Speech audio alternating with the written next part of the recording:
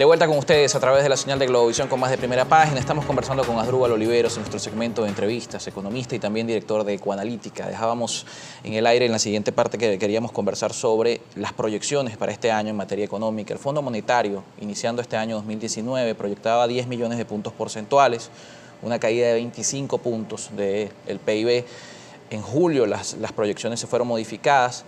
Estima que la economía se va a contraer esta vez 35 puntos. Aumenta la contracción del PIB, pero disminuye la variación porcentual de precios. De 10 millones de puntos, el Fondo Monetario prevé ahora solamente 1 millón. Primero, ¿a qué se puede ver esta variación? Entendiendo esta realidad que hemos conversado en la primera parte del espacio, viendo hoy el salto del 100% en un mes que ha tenido el tipo de cambio, tanto oficial como paralelo. ¿Es sostenible esta corrección que hace el Fondo Monetario o por el contrario se va a quedar corto? Mira, yo te diría varias cosas, ¿no? En términos de la estimación de la caída de la economía, la verdad que nuestra previsión está en línea con el Fondo Monetario, incluso es ligeramente superior.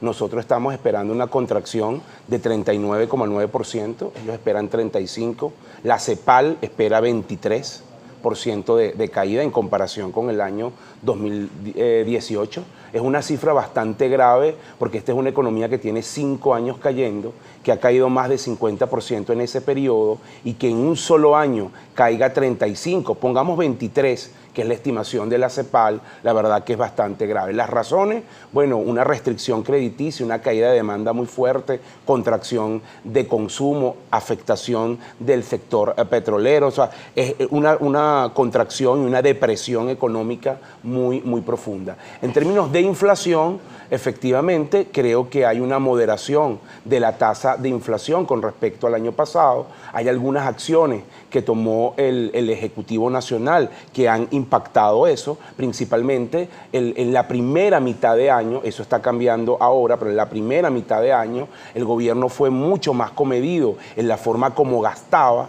Esta política de encaje también era un mecanismo para intentar controlar un poco el tema de la liquidez y eso trajo como resultado que los niveles de inflación mensual en Venezuela, si tú usas cualquier indicador, por ejemplo el de la Asamblea Nacional que se publica, esté por debajo de 30%. La previsión de este año en términos de inflación, incluso con un ligero repunte en el segundo semestre del año, es que se ubique entre 20 y 30.000%. Yo creo que incluso esa previsión del Fondo Monetario de 1 millón es alta para lo que estamos viendo de comportamiento en el segundo semestre, pero tampoco tener 20.000% de inflación, la verdad que es para alegrarse cuando tienes países de la región, Colombia, Perú, que tienen inflación de menos de 5% al año. Pero efectivamente no estamos viendo el comportamiento de la tasa de inflación que vimos el año pasado, en el que muchos meses se superó el 100% y en que la cifra, de acuerdo a la Asamblea Nacional, cerró por encima del 1.700.000%. Y esto ha traído un debate sobre si Venezuela aún continúa en un proceso hiperinflacionario. Mira, yo te diría que sí, en términos de la regla más ortodoxa que se tiene respecto a eso. Generalmente para tú decir que sales de la hiperinflación necesitas 12 meses consecutivos por debajo del 30%. Todavía no alcanzamos esa métrica, pero lo que sí es pertinente decir es que obviamente el ciclo hiperinflacionario en el año 2019 es muy diferente al ciclo hiperinflacionario del año 2018. Hablaba del Estado venezolano y de las medidas que se han tomado. Más allá de las medidas, el Estado atribuye esta situación a 2 factores en estos últimos 5 años de contracción: la guerra económica y el bloqueo económico de Estados Unidos. El bloqueo económico que 2019 ha sido uno de los principales argumentos. Cómo estos 2 factores están jugando en lo que hoy estamos viendo, principalmente el primer semestre y estos últimos incrementos que hemos visto de precio. La crisis venezolana no tiene nada que ver, primero, con un concepto tan etéreo como de guerra económica, que es más una defensa ideológica que otra cosa. La crisis venezolana tiene que ver por diseño, por medidas que se tomaron y medidas que se dejaron de tomar.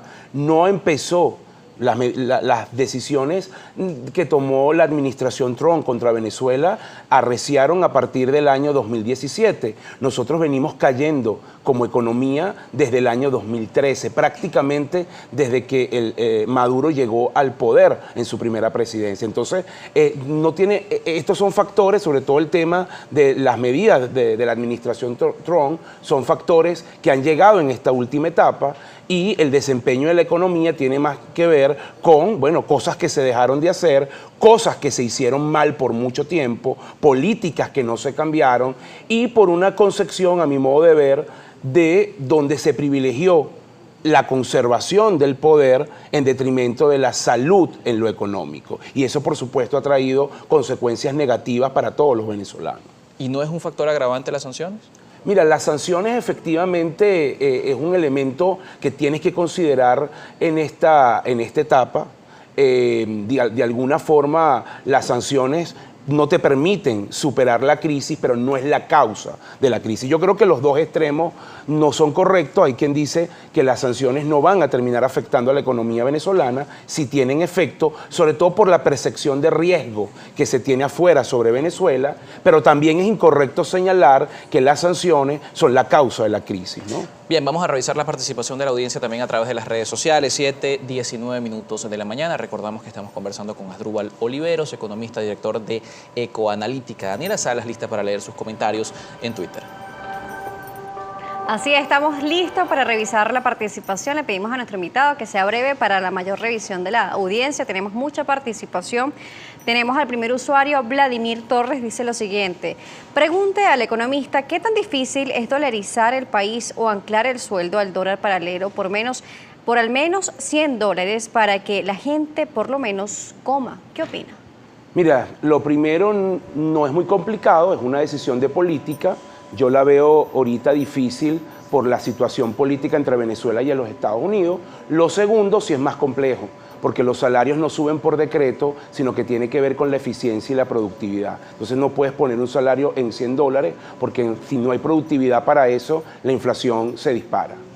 También tenemos a Ramón Ramos, el líder que siempre participa con nosotros. Dice lo siguiente: ¿hasta dónde cree usted que puede llegar la declave económica venezolana si no se rectifica las medidas económicas que hasta ahora se han implementado y no ha dado buen resultado?